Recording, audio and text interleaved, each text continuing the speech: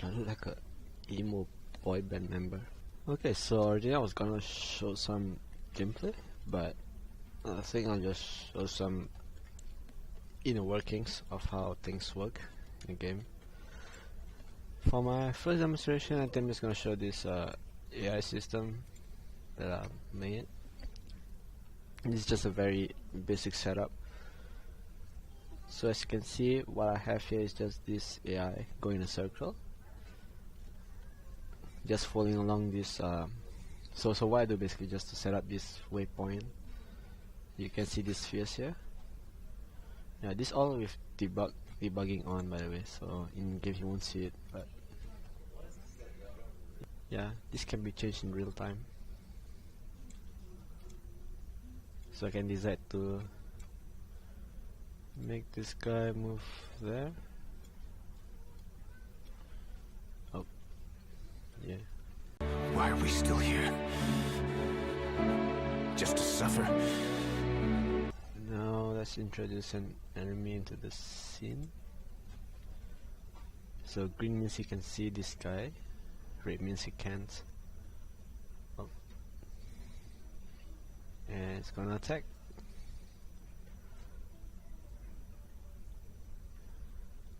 I made such that the enemy will can see only it's based on your based on their field of view. So if you're out of their field of view range, they won't be able to see you and they won't attack you.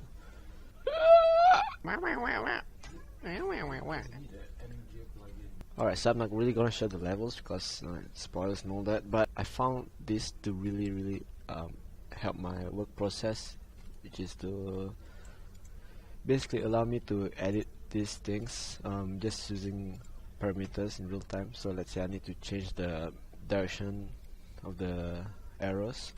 Yeah, I can just do it right in the editor right there, rather than having to go in manually and rotate them or whatever. Just by doing this, it actually saved me way more time and stuff like that. Another example, let's say I go here. Alright, as you can see, there are if I want to edit the text itself, I have to go in here, and just type whatever. But the thing is, it is kind of troublesome to always having to go in and change some text or whatever.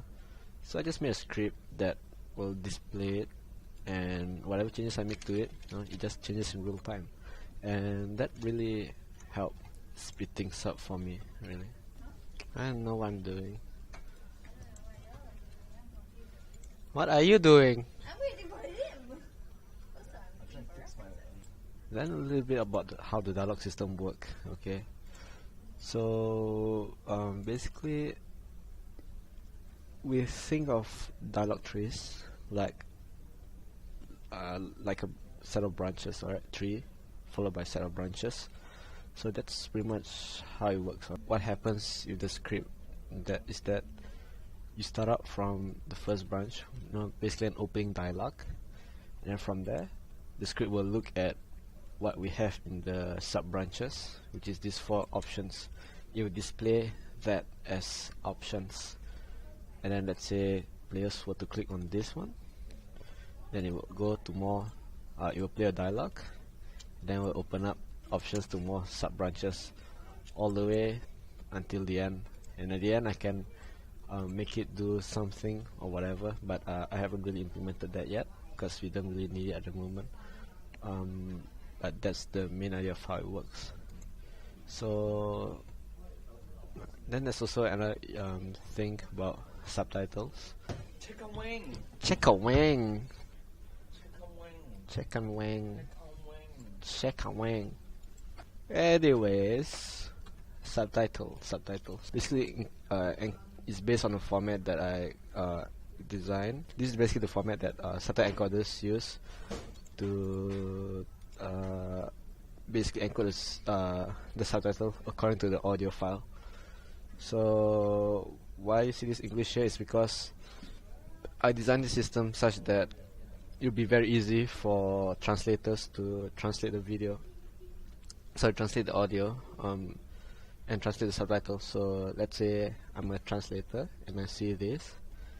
I don't even have to listen to the audio because the timing's all there already. And all I have to do is just copy this, and let's say this is French, for example. Then from here on, I just type everything in French. Just translate everything on the spot. I find this design to be very convenient for translators.